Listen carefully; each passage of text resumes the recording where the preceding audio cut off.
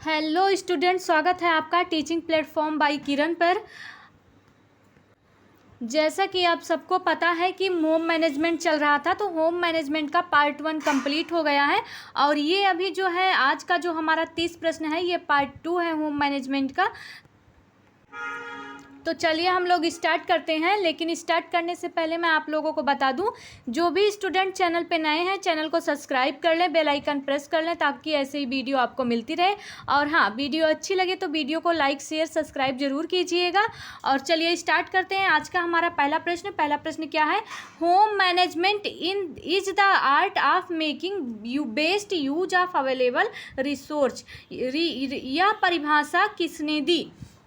बताइए, एक बार फिर से देख लीजिए। Home management is the art of making best use of available resource, है ना। यह परिभाषा किसने दी? ए है ए जो दिया गया है वो दिया गया है गुथ्रिक का, और बी है टेरी का, और सी जो है ये किसका है? ये है निकोलसन का, और डी है गुलिक का। तो राइट आंसर क्या हो जाएगा इसका? ये home management is the art of making best use of available resource का मतलब है, ये इसका मतलब है कि गृह प्रबंध उपलब्ध संसाधनों का सर्वोत्तम उपयोग करने की कला है ना। पूछा जा रहा है गृह प्रबंध उपलब्ध संसाधनों का सर्वोत्तम उपयोग करने की कला है। यह परिभाषा किसकी है? तो राइट आंसर क्या हो जाएगा? यह परिभाषा जो है किसने दी है? तो यह परिभाषा टेरी ने दी है। राइट आंसर हो जाएगा ऑप्शन नंबर बी, इसका राइट हो जाएगा। चलिए नेक्स्ट क्वेश्चन की ओर चलते हैं, और उससे पहले देख लेते हैं कि टेरी ने प्रबंधन को एक कला और विज्ञान माना है। उनका कथन है कि गृह प्रबंध उपलब्ध संसाधनों का सर्वोत्तम उपयोग करने की एक कला है, इसलिए ऑप्शन नंबर बी इसका राइट हो जाएगा। चलिए बढ़ते हैं नेक्स्ट क्वेश्चन की ओर। देखिए नेक्स्ट क्वेश्चन की ओर चलिए। देखिए सेकंड क्वेश्चन जो आपसे पूछा जा रहा है, गृह प्रबंध के मुख्य तत्वों में सम्मिलित है। गृह प्रबंध के मुख्य तत्वों में क्या सम्मिलित है? ऑप्शन ए है प्लानिंग, बी है ऑर्गेनाइजिंग, और सी है सुपरविजनिंग, और डी है मोटिवेशन। तो राइट आंसर क्या हो जाएगा? गृह प्रबंध के मुख्य तत्वों में सम्मिलित है। तो गृह प्रबंध के मुख्य तत्वों में क्या सम्मिलित है? तो इसका राइट आंसर हो जाएगा ऑप्शन नंबर डी, मोटिवेशन संबंधित है ना। क्या होता है होम मैनेजमेंट में? प्लानिंग, और क्या होता है ऑर्गेनाइजिंग और सुपरविजन प्रमुख तत्व होते हैं। मोटिवेशन एक सहायक तत्व है, मूल तत्व नहीं है। तो राइट आंसर हो जाएगा मोटिवेशन। मोटिवेशन जो होता है सहायक तत्व है, मूल तत्व नहीं है। तो आपका ऑप्शन नंबर डी राइट हो जाएगा। चलिए बढ़ते हैं नेक्स्ट क्वेश्चन की ओर। नेक्स्ट क्वेश्चन देख लेते हैं। दिया गया है डिसीजन मेकिंग किस प्रकार की प्रक्रिया है? क्वेश्चन क्या है? डिसीजन मेकिंग किस प्रकार की प्रक्रिया है? ऑप्शन ए है मैकेनिकल है, बी है रेटिनॉल है, और सी है स्टैटिक है, और डी है ऑटोमेटिक है। तो राइट आंसर क्या होगा इसका? डिसीजन मेकिंग किस प्रकार की प्रक्रिया है? तो राइट आंसर क्या हो जाएगा इसका? बताइए इसका राइट आंसर क्या होगा? तो इसका राइट आंसर हो जाएगा ऑप्शन नंबर बी, इसका राइट आंसर हो जाएगा रेशनल, है ना। रेशनल इसका डिसीजन मेकिंग किस प्रकार की प्रक्रिया है? तो रेशनल प्रक्रिया है। इसका राइट आंसर हो जाएगा ऑप्शन नंबर बी। निर्णय जो होता है, निर्णय निर्माण जिसे हम कहते हैं डिसीजन मेकिंग, तार्किक, है ना। रेशनल मतलब होता है तार्किक सोच पर आधारित होता है, क्योंकि इसमें विकल्पों का मूल्यांकन करके सर्वोत्तम चुनाव किया जाता है। तो राइट आंसर हो जाएगा ऑप्शन नंबर बी, इसका राइट हो जाएगा। चलिए बढ़ते हैं नेक्स्ट क्वेश्चन की ओर। देखिए नेक्स्ट क्वेश्चन जो पूछा जा रहा है, संसाधनों का वर्गीकरण किस आधार पर किया गया है? संसाधनों का वर्गीकरण किस आधार पर किया गया है? ऑप्शन ए है आय एवं व्यय के आधार पर, बी है आंतरिक व बाह्य, सी है मूल्य एवं समय के आधार पर, और डी है भौतिक एवं अभौतिक के आधार पर। तो संसाधनों का जो वर्गीकरण किया गया है किसके आधार पर किया गया है? तो राइट आंसर क्या हो जाएगा? ऑप्शन नंबर बी राइट हो जाएगा, आंतरिक व बाह्य, है ना, जिसे हम कहते हैं इंटरनल एंड एक्सटर्नल। संसाधनों को मुख्य रूप से आंतरिक जैसे समय, ऊर्जा, कौशल, और बाह्य जैसे धन, सामाजिक सेवाओं में बांटा गया है। तो राइट आंसर हो जाएगा 4 का ऑप्शन नंबर बी राइट हो जाएगा। चलिए नेक्स्ट क्वेश्चन की ओर बढ़ते हैं। नेक्स्ट क्वेश्चन देख लेते हैं। देखिए नेक्स्ट क्वेश्चन जो पूछा जा रहा है, goals are the ends and resource are the means. यह कथन गृह प्रबंध के किस सिद्धांत को स्पष्ट करता है? बताइए किस सिद्धांत को स्पष्ट करता है? बताइए किस सिद्धांत को स्पष्ट करता है, तो राइट आंसर क्या हो जाएगा, प्लानिंग प्रिंसिपल को, या फिर बी है गोल रिसोर्स रिलेशनशिप को, या फिर सी है इवेल्युएशन को, इवेल्युएशन प्रिंसिपल को, और डी है ऑर्गेनाइजेशन प्रिंसिपल को। तो राइट आंसर क्या हो जाएगा, goal are the end end resource are the means. यह कथन गृह विज्ञान के किस सिद्धांत को स्पष्ट करता है, तो राइट आंसर हो जाएगा गोल रिसोर्स रिलेशनशिप को स्पष्ट करता है। राइट आंसर हो जाएगा ऑप्शन नंबर बी। ये जो दिया गया है goal are the end resource are the means, इसका मतलब होता है जो लक्ष्य है वो साध्य है, और जो संसाधन है वो जो संसाधन है वो साधन है ना। लक्ष्य साध्य है और संसाधन साधन है। तो राइट आंसर हो जाएगा ऑप्शन नंबर बी, इसका राइट हो जाएगा। चलिए बढ़ते हैं नेक्स्ट क्वेश्चन की ओर। नेक्स्ट क्वेश्चन देख लेते हैं। देखिए नेक्स्ट क्वेश्चन देखिए 6 नंबर का जो पूछा जा रहा है, गृह प्रबंध चक्र है ना, जिसे हम कहते हैं मैनेजमेंट प्रोसेस में फीडबैक किस चरण का भाग होता है। बताइए इसका आंसर क्या होगा, राइट आंसर क्या होगा। गृह प्रबंध चक्र मैनेजमेंट प्रोसेस में फीडबैक किस चरण में आता है। ऑप्शन ए है प्लानिंग में आता है, बी है एक्सक्लूशन में आता है, सी है इवैल्यूएशन में आता है, और डी है डिसीजन मेकिंग में आता है। तो राइट आंसर क्या होगा इसका, बताइए राइट आंसर क्या हो जाएगा। ऑप्शन क्वेश्चन नंबर 6 का राइट आंसर क्या होगा, इसका राइट आंसर हो जाएगा इवैल्यूएशन है ना। जो ये मैनेजमेंट प्रोसेस यानी जिसे हम कहते हैं गृह प्रबंध चक्र फीडबैक के किस चरण में आता है, इवैल्यूएशन यानी कि मूल्यांकन में आता है ना। फीडबैक मूल्यांकन प्रक्रिया का क्या होता है, अभिन्न हिस्सा है या अंतिम चरण है, जिससे भविष्य की योजनाओं में सुधार होता है। तो राइट आंसर हो जाएगा ऑप्शन नंबर सी। चलिए बढ़ते हैं इसी के साथ नेक्स्ट क्वेश्चन की ओर। देखिए नेक्स्ट क्वेश्चन 7 नंबर का जो आपसे पूछा जा रहा है, management is the dynamic process का तात्पर्य है। ऑप्शन ए है स्थिरता, बी है निरंतर परिवर्तन एवं मूल्यांकन अनुकूलन, और सी है केवल धन पर आधारित, और डी है केवल महिलाओं तक सीमित। तो राइट आंसर क्या हो जाएगा, management is the dynamic process का तात्पर्य है। तो क्या तात्पर्य है, 7 नंबर का क्वेश्चन क्या हो जाएगा, तो इसका राइट आंसर हो जाएगा निरंतर परिवर्तन एवं अनुकूलन। निरंतर परिवर्तन योम अनुकूलन इसका राइट आंसर हो जाएगा ना। प्रबंध जो होता है, प्रबंध स्थिर नहीं है पर परिस्थितियों व संसाधनों के अनुसार बदलता और अनुकूलित होता रहता है। तो राइट आंसर हो जाएगा ऑप्शन नंबर बी। चलिए इसी के साथ नेक्स्ट क्वेश्चन की ओर चलते हैं। देखिए नेक्स्ट क्वेश्चन देख लेते हैं। 8 नंबर का क्वेश्चन है, मोटिवेशन का गृह प्रबंध में प्रमुख कार्य है। मोटिवेशन का गृह प्रबंध में प्रमुख कार्य है, क्या कार्य है। ए है संसाधनों का दुरुपयोग करना, बी है कार्य को बढ़ाना, सी है परिवारजनों को कार्य हेतु प्रेरित करना, और डी है कार्य योजना बनाना है ना। तो राइट आंसर क्या होगा इसका, मोटिवेशन का गृह प्रबंध में प्रमुख कार्य क्या है। तो मोटिवेशन का गृह प्रबंध में प्रमुख कार्य क्या होता है, इसका राइट आंसर हो जाएगा ऑप्शन नंबर सी, इसका राइट हो जाएगा परिवारजनों को कार्य हेतु प्रेरित करना, इसका राइट आंसर हो जाएगा। चलिए नेक्स्ट क्वेश्चन की ओर चलते हैं। देखिए नेक्स्ट क्वेश्चन 9 नंबर का जो पूछा जा रहा है, कार्य सरलीकरण जिसे हम कहते हैं वर्क सिंप्लीफिकेशन में पाथवे चार्ट का प्रयोग होता है, कहाँ होता है। ऑप्शन ए है बजट बनाने में, बी है रसोई व्यवस्था में, सी है गृह सज्जा में, और डी है उपभोक्ता शिक्षा में। तो कार्य सरलीकरण में जो पाथवे चार्ट होता है उसका प्रयोग कहाँ पे किया जाता है, बताइए। तो राइट आंसर क्या होगा इसका, तो इसका राइट आंसर हो जाएगा रसोई व्यवस्था में जो होता है ये पाथवे चार्ट का उपयोग यह जानने के लिए होता है कि रसोई में काम करते समय व्यक्ति की कितनी आवाजाही होती है।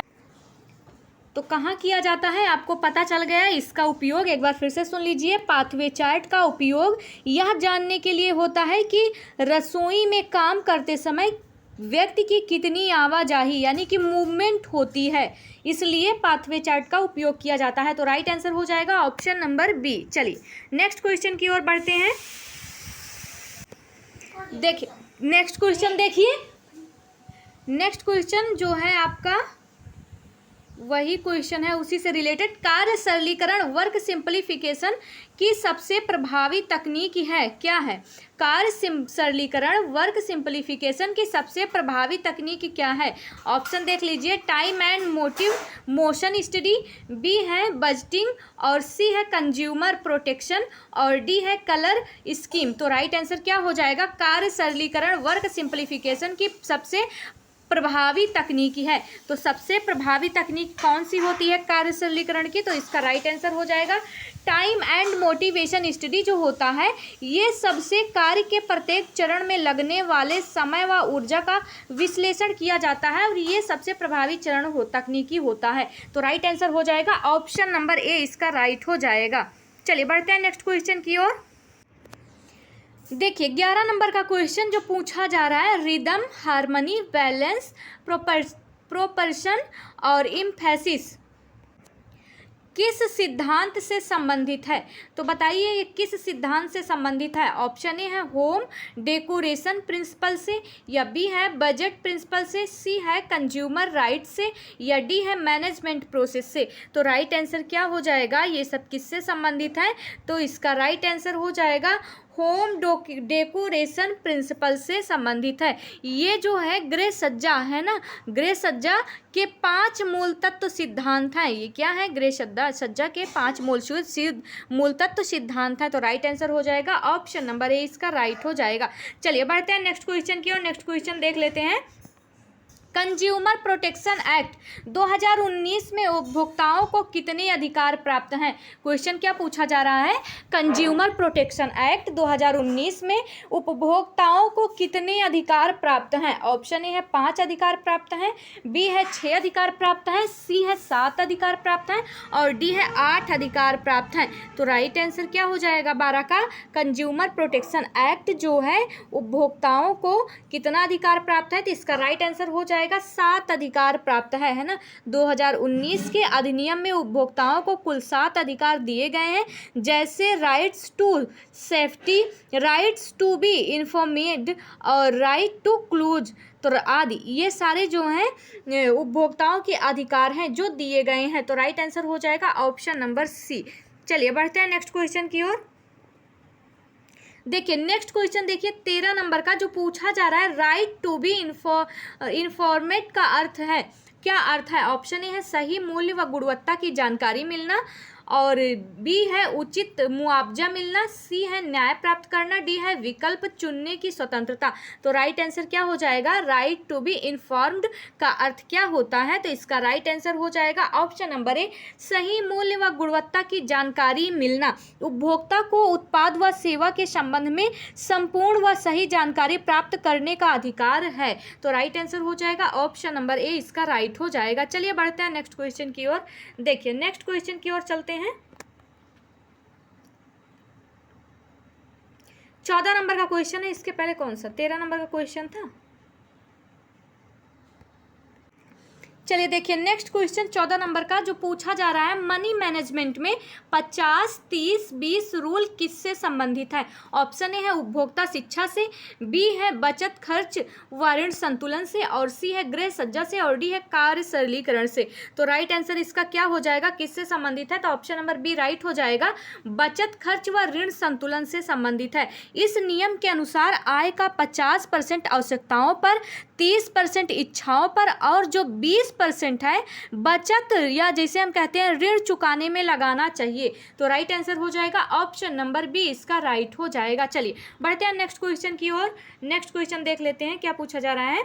जीरो बेस्ड बजट है ना, जीरो बेस्ड बजट का तात्पर्य है, बताइए जीरो बेस्ड बजट का तात्पर्य है, क्या तात्पर्य है? ए है आय बराबर व्यय, और बी है बिना किसी अनुमान के शून्य से बजट बनाना, और सी है ऋण सहित बजट, और डी है केवल बचत पर आधारित। तो राइट आंसर क्या हो जाएगा? जीरो बेस्ड बजट का तात्पर्य है। जीरो बेस्ड बजट का तात्पर्य क्या होता है? तो राइट आंसर हो जाएगा बिना किसी अनुमान के शून्य से बजट बनाना, है ना, ये हो जाएगा जीरो बेस बजट, इसमें प्रत्येक व्यय का औचित्य नए सिरे से सिद्ध करना होता है, पूर्वानुमान पर आधारित नहीं होता है। तो राइट आंसर हो जाएगा ऑप्शन नंबर बी, इसका राइट हो जाएगा। चलिए बढ़ते हैं नेक्स्ट क्वेश्चन की ओर। देखिए नेक्स्ट क्वेश्चन जो पूछा जा रहा है 16 नंबर का क्वेश्चन है, रसोई जिसे हम कहते हैं किचन में कार्य क्षमता बढ़ाने हेतु गोल्डन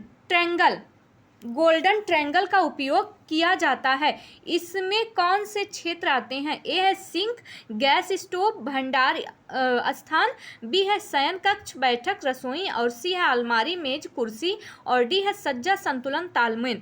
तो राइट आंसर क्या हो जाएगा 16 का? तो इसका राइट आंसर हो जाएगा सिंक, गैस स्टोव, भंडार और स्थान, इसका राइट आंसर हो जाएगा 16 का ए राइट हो जाएगा। इन तीनों का सही स्थान पर त्रिकोणीय रूप से होना कार्य दक्षता बढ़ाता है, राइट आंसर हो जाएगा ऑप्शन नंबर ए। चलिए बढ़ते हैं नेक्स्ट क्वेश्चन की ओर।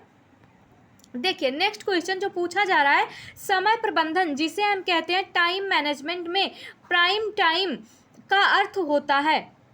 ऑप्शन ए है अवकाश का समय, बी है वह समय जब ऊर्जा व कार्य क्षमता अधिक होती है, सी है सोने का समय, और डी है भोजन का समय। तो बताइए मैनेजमेंट में जो टाइम मैनेजमेंट होता है, प्राइम टाइम का अर्थ क्या होता है, इसका अर्थ क्या होता है? तो इसका अर्थ होता है ऑप्शन नंबर बी राइट हो जाएगा, वह समय जब ऊर्जा व कार्य क्षमता अधिक होती है, यानी कि प्राइम टाइम वह समय है जब व्यक्ति की कार्य क्षमता सर्वोच्च स्तर पर होती है। तो राइट आंसर हो जाएगा ऑप्शन नंबर बी। चलिए बढ़ते हैं नेक्स्ट क्वेश्चन की ओर। 18 नंबर का क्वेश्चन जो पूछा जा रहा है, गृह सज्जा जिसे हम कहते हैं होम डेकोरेशन का मुख्य उद्देश्य है घर में, ऑप्शन ए है घर में अधिक सामान भरना, बी है सुंदरता व शुभता बढ़ाना, सी है आर्थिक संकट पैदा करना, या डी है घर को भारी बनाना। तो राइट आंसर क्या हो जाएगा इसका? 18 का राइट आंसर, गृह सज्जा का मुख्य उद्देश्य क्या होता है? तो बी ऑप्शन राइट हो जाएगा, सुंदर व सुविधा बढ़ाना हो जाएगा। होम डेकोरेशन केवल सौंदर्य नहीं बल्कि सुविधा और उपयोगिता भी सुनिश्चित करती है। तो right answer option number B हो जाएगा। चलिए नेक्स्ट क्वेश्चन की ओर चलते हैं। नेक्स्ट क्वेश्चन देखिए, नेक्स्ट क्वेश्चन जो पूछा जा रहा है आपसे, वर्क सिंपलीफिकेशन में ट्रेम्बलिंग किसे कहा जाता है? वर्क सिंपलीफिकेशन में ट्रेम्बलिंग किसे कहा जाता है? बताइए किसे कहा जाता है? ऑप्शन ए है रसोई की योजना, बी है कार्य की मूल इकाइयाँ, या सी है समय सारणी, या डी है बजट का प्रारूप। तो राइट आंसर क्या हो जाएगा? वर्क सिंप्लीफिकेशन में ट्रेम्बलिंग्स जो है किसे कहा जाता है? तो इसका राइट आंसर हो जाएगा कार्य की मूल इकाइयाँ, है ना। ट्रेम्बलिंग्स जो है कार्य के सूक्ष्मतम चरणों को कहा जाता है जिसमें समय व ऊर्जा का विश्लेषण किया जाता है। तो राइट आंसर हो जाएगा ऑप्शन नंबर बी। चलिए बढ़ते हैं नेक्स्ट क्वेश्चन की ओर। देखिए नेक्स्ट क्वेश्चन जो पूछा जा रहा है आपसे, ओह इतना बड़ा हो गया। चलिए 20 नंबर का क्वेश्चन, इवैल्यूएशन का सबसे बड़ा लाभ है। इवैल्यूएशन का सबसे बड़ा लाभ क्या है? ऑप्शन ए है संसाधनों का दुरुपयोग, बी है भविष्य के लिए सुधार की दिशा, सी है समय की बर्बादी, और डी है योजना कठिन बनाना। तो क्या होता है इसका? इवैल्यूएशन का अर्थ क्या होता है, का लाभ क्या होता है? भविष्य के लिए सुधार की दिशा, है ना, भविष्य के लिए सुधार की दिशा, यानी मूल्यांकन जिसे हम एवेल्यूएशन कहते हैं, मूल्यांकन से पिछले कार्यों की गतियां व सुधार की संभावनाएं सामने आती हैं। तो राइट आंसर हो जाएगा ऑप्शन नंबर बी। चलिए बढ़ते हैं नेक्स्ट क्वेश्चन की ओर। नेक्स्ट क्वेश्चन देख लीजिए जो पूछा जा रहा है आपसे, 21 नंबर का क्वेश्चन, गृह प्रबंध का मुख्य लक्ष्य है। क्या है लक्ष्य? ए है आय अधिक करना, बी है संसाधनों का सर्वोत्तम उपयोग कर परिवार का कल्याण करना, सी है परिवार छोटा करना, और डी है कार्य बढ़ाना। तो राइट आंसर क्या हो जाएगा? गृह प्रबंध का मुख्य लक्ष्य क्या है? गृह प्रबंध का मुख्य लक्ष्य क्या है? तो ऑप्शन नंबर बी इसका राइट हो जाएगा, संसाधनों का सर्वोत्तम उपयोग कर परिवार का कल्याण करना गृह प्रबंध का मुख्य लक्ष्य होता है। राइट आंसर 21 का ऑप्शन नंबर बी हो जाएगा। चलिए बढ़ते हैं नेक्स्ट क्वेश्चन की ओर। देखिए नेक्स्ट क्वेश्चन 22 नंबर का, budget is a financial map, यह किसका कथन है? Budget is a financial map, यह किसका कथन है? ए है टेरी का, बी है गुथ्रिक का, और सी है गुलिक का, और डी है निकोलसन का। तो राइट आंसर क्या हो जाएगा इसका? यह किसका कथन है? Budget is a financial map, या किसका कथन है? तो यह जो कथन है ये है टेरी का, है ना। टेरी ने बजट को फाइनेंशियल मैप कहा है क्योंकि यह आर्थिक मार्गदर्शन करता है। तो राइट आंसर हो जाएगा ऑप्शन नंबर ए। चलिए बढ़ते हैं नेक्स्ट क्वेश्चन की ओर। नेक्स्ट क्वेश्चन देख लीजिए। प्लानिंग इज लुकिंग अहेड किसका कथन है? क्वेश्चन क्या पूछा जा रहा है? प्लानिंग इज लुकिंग अहेड किसका कथन है? ए है हेनरी फेयोल का, बी है गुलिक का, और सी है गुथ्रिक का, और डी है निकोलसन का। तो राइट आंसर क्या हो जाएगा? ये किसका कथन है? तो इसका राइट आंसर हो जाएगा हेनरी फेयोल का कथन है। ऑप्शन नंबर ए राइट हो जाएगा। यह जो कथन है किसका है? हेनरी फेयोल का है। Right answer option number A हो जाएगा। चलिए बढ़ते हैं नेक्स्ट क्वेश्चन की ओर। नेक्स्ट क्वेश्चन क्या पूछा जा रहा है? नेक्स्ट क्वेश्चन पूछा जा रहा है ISI मार्क का संबंध है।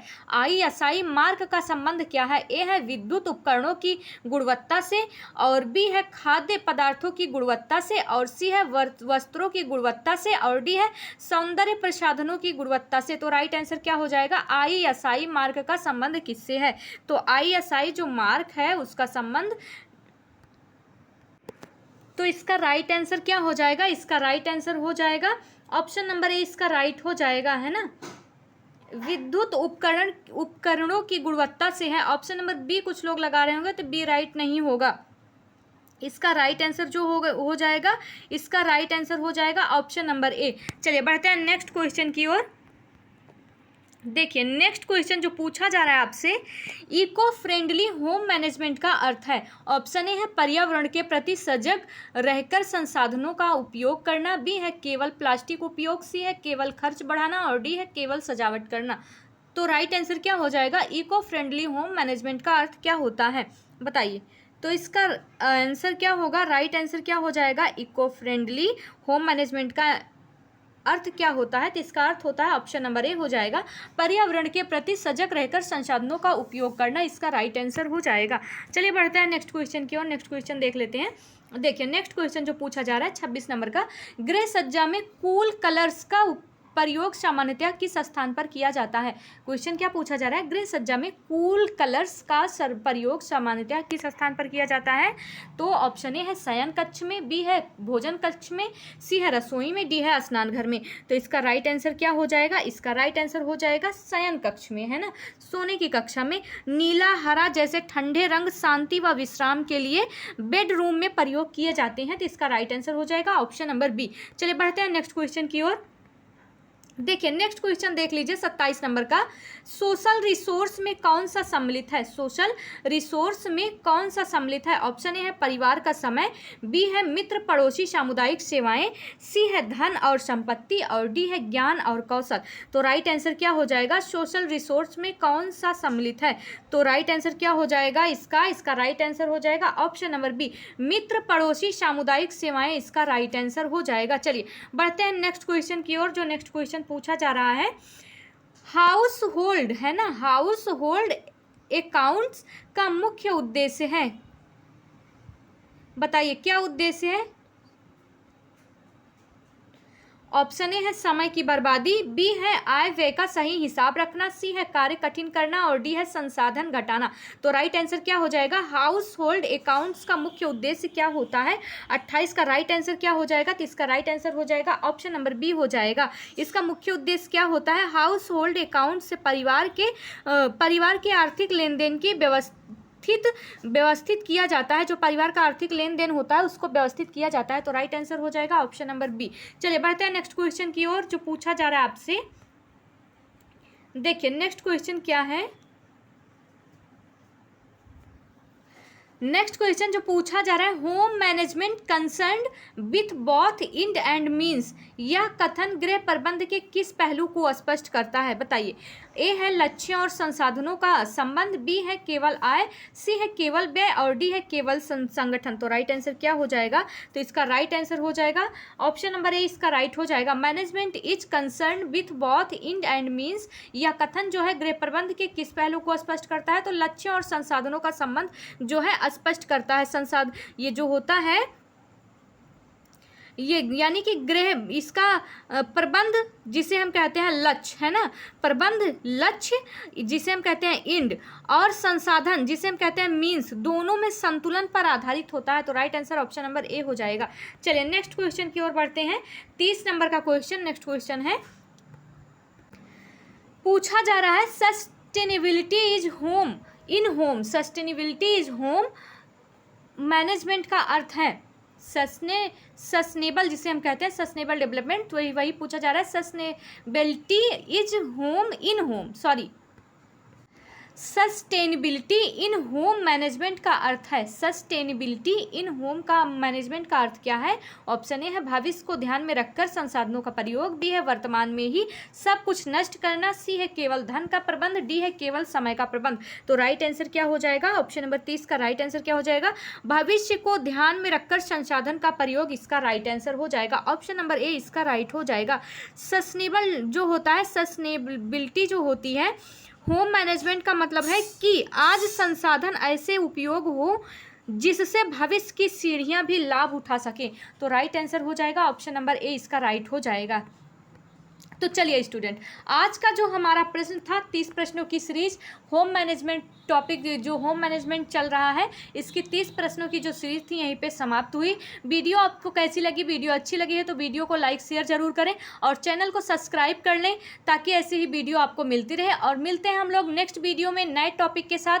तब तक के लिए गुड नाइट, बाय बाय।